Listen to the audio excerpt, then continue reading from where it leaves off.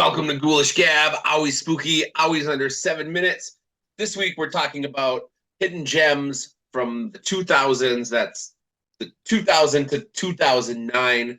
We've each picked a couple killer ones for you. Kayla, why don't you give us one first? All right. I'm going to start it off strong with Teeth. Mm, 2007, Teeth. It's one of those movies that I quote and I've realized that maybe a lot of people haven't seen it because they just look at me strange. Like when you're in a like public area like a bar and you're just going vagina dentata, people look at you weird. But for those of you who haven't seen it, you really should. It's exactly what it sounds like. It's yes, about a woman who has teeth in her vagina. And so she can, chomp off a penis with her vagina. It's great. It's I so love, good. I love it. I love it. It is such a great movie, and I have to. I haven't watched that one for a couple of years. I need to go back to that one. My first one is Ginger Snaps Back from 2004, which is the third film in the series. And I'm a big fan of all three of them, but I don't think that this one, well, either of the sequels doesn't ever really get brought up too much. But in this one, it takes place, they have the same actresses, same characters, but they do a story 100 years prior to the original story. So it's like in 19th century Canada, and Bridget and Ginger take refuge in a trader's fort, and then there's a werewolf incident, and it gets crazy from there. But it's really cool because they took kind of the same premise of the first movie and just bumped it back 100 years, and it was ballsy, but it absolutely works, and it's a great movie.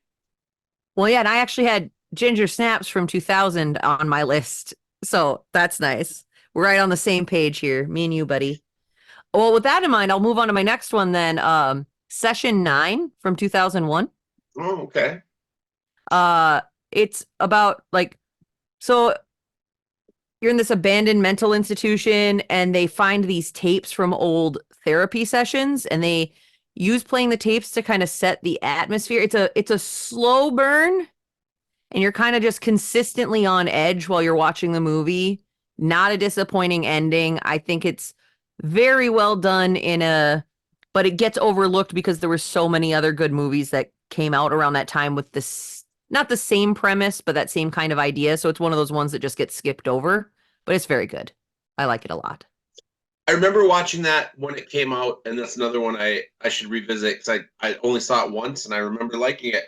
My second pick is May from 2002, and it's such a great movie. Angela Bettis and Anna Faris both have amazing performances in there. It's about a socially awkward vet who, she has problems with her love life. I don't think she knows what she wants or needs out of a relationship. And she figures it out, and it's not a happy ending for everyone. And I don't want to spoil anything, but it's a awesome It's so movie. good. It It's is. so good. It's amazing. I uh uh I count that as one of my big intros into like my weird movie era where it was just more than just regular horror movies. I was like, "Oh, I want to watch more of this shit." Yeah. Yeah. Absolutely. Um One that's more popular but I don't think it got as popular as it should have, Cursed, Wes Craven film with Oh, Christina Ricci from yeah. 2005. It's campy, but it's kind of campy but in a well done way.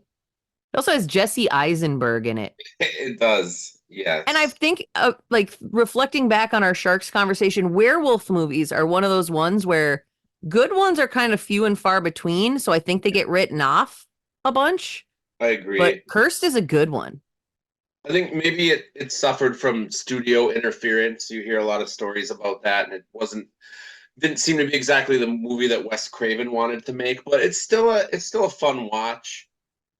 I think maybe a Absolutely. lot of people lean into the what it could have been or should have been aspect of it, but if you just try to enjoy it, it's enjoyable. All right, my final one is Triangle from 2009. This is one of the absolute best coherent movies I've ever seen in my life.